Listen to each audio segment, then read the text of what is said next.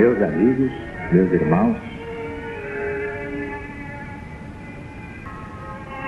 o Centro Espiritual Universalista, o CEL da LBV, unifica neste final de ciclo todos os ensinamentos de Jesus em espírito e verdade, mas à luz do novo mandamento. Nenhum sectarismo, nenhum ecletismo, nenhum hibridismo, porque a verdade não é híbrida, não é sincrética, não é eclética, não é sectária. A doutrina do céu é exatamente a doutrina do Cristo de Deus, acima de todas as perversidades geradas pelas religiões humanas, diletas filhas de Satanás ou do Anticristo.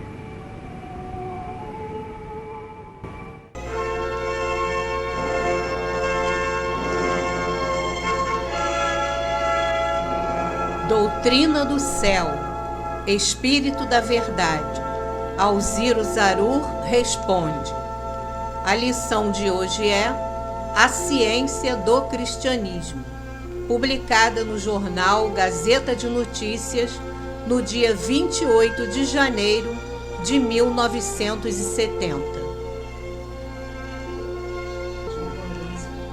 Como legionários da boa vontade, sabemos que a grandeza da LBV reside no seu descortino fraternal, antissectária, na vivência maravilhosa do novo mandamento de Jesus. Qual a posição do céu diante do Espiritismo? De absoluto respeito à terceira revelação, sem a qual seria impossível a explicação do Apocalipse. A codificação de Allan Kardec deve à humanidade o caminho da sua libertação espiritual. O Espiritismo é a ciência do cristianismo do Cristo. O cristianismo que só se revelou com o Livro dos Espíritos, em 1857.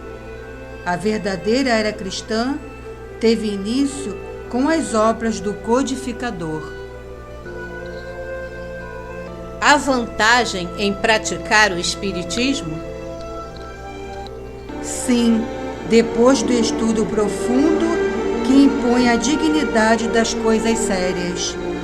A maioria, infelizmente, não estuda e daí resultam os fatos que lamentamos. Como se deve praticá-lo? Após o conhecimento perfeito da terceira revelação, o mais seguro desenvolvimento das mediunidades. Depois, sim, participar de reuniões sérias, com uma pontualidade legionária, pois os guias não têm tempo a perder nem abençoam frivolidades. Sua missão é a caridade do amai-vos, instruindo os espíritos inferiores, ajudando os sofredores que se querem libertar da ignorância espiritual, enfim, reeducando a todos no cristianismo do novo mandamento, que é a religião de Deus. Como se pode abusar do Espiritismo?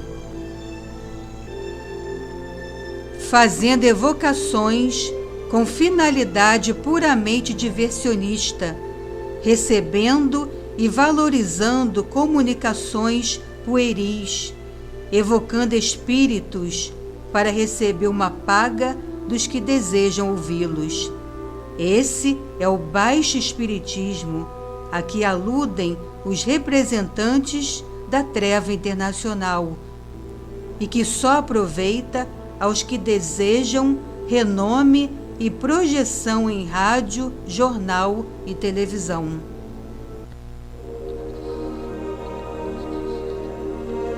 Corre perigo quem recebe comunicações estando sozinho? Sem dúvida, os médiuns que as recebem, nessas ocasiões, acabam sempre obsessos no fim de pouco tempo. Contam-se nos dedos os que, como João, na ilha de Pátimos, podem trabalhar em solidão total. Pode-se assistir às sessões com toda espécie de gente? Não, somente com pessoas sérias, aquelas que se reúnem com pensamento em Deus e, por isso, têm a assistência real dos guias. Todos devem procurar desenvolver suas mediunidades? Todos são mais ou menos médiuns. Assim, convém que desenvolvam os seus dons, quando orientados por quem os possa orientar dentro da lei de Deus. Só então serão úteis aos semelhantes, aos bons espíritos e a si mesmos. É permitido ao médium recusar os seus serviços? Se assumir o compromisso de fazer caridade, não se justifica a recusa. A mediunidade é instrumento de redenção do seu portador, que não deve perder as ocasiões de estar em dia com a lei, resgatando todos os seus débitos de vidas passadas. Quais as condições imprescindíveis a uma sessão espiritual? O recolhimento, a interiorização, a prece profunda, a paz de consciência e o desejo de fazer somente o bem.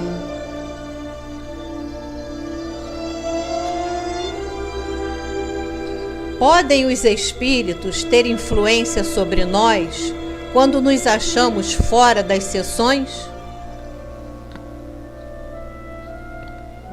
Sim, essa influência desconhecida para a maioria não deixa de ser real e muito importante.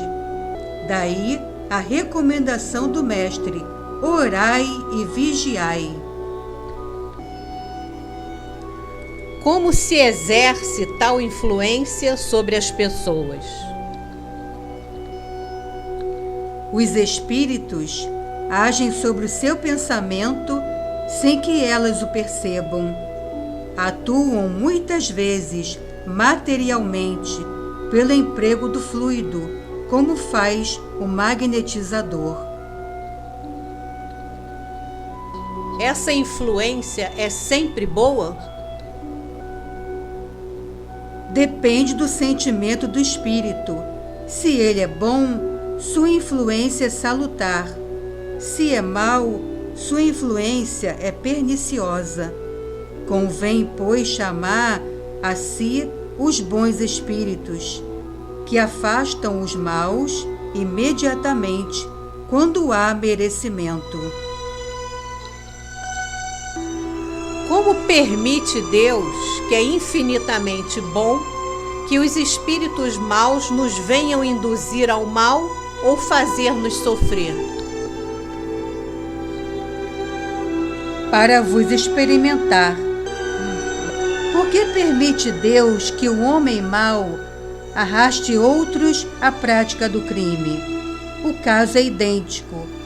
Lembrai-vos, os espíritos maus não podem fazer mal algum aos que têm a assistência dos espíritos bons. Mas os bons espíritos estarão dispostos sempre a nos proteger? Sim, se o chamardes sempre. Deus destinou a cada um de vós um protetor, guia ou anjo da guarda. Basta oração para afastar os espíritos perversos? Certamente não. É preciso praticar sempre o bem. Que é obsessão? A união de um espírito mau a uma pessoa, com o fim de atormentá-la e fazê-la praticar atos ridículos ou nefastos. Nessas condições, tal pessoa fica reduzida ao estado de demência. Os médiuns podem estar expostos à obsessão?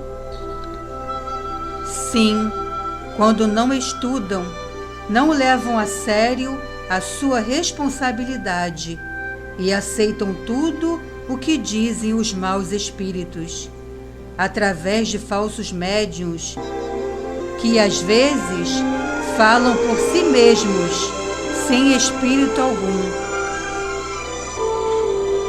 Como fazer cessar a obsessão? Pela união permanente com Deus, pela prece e pela prática incessante da caridade, que não se limita à distribuição de donativos em dinheiro. Caridade é amor para com todos, principalmente para com os inimigos.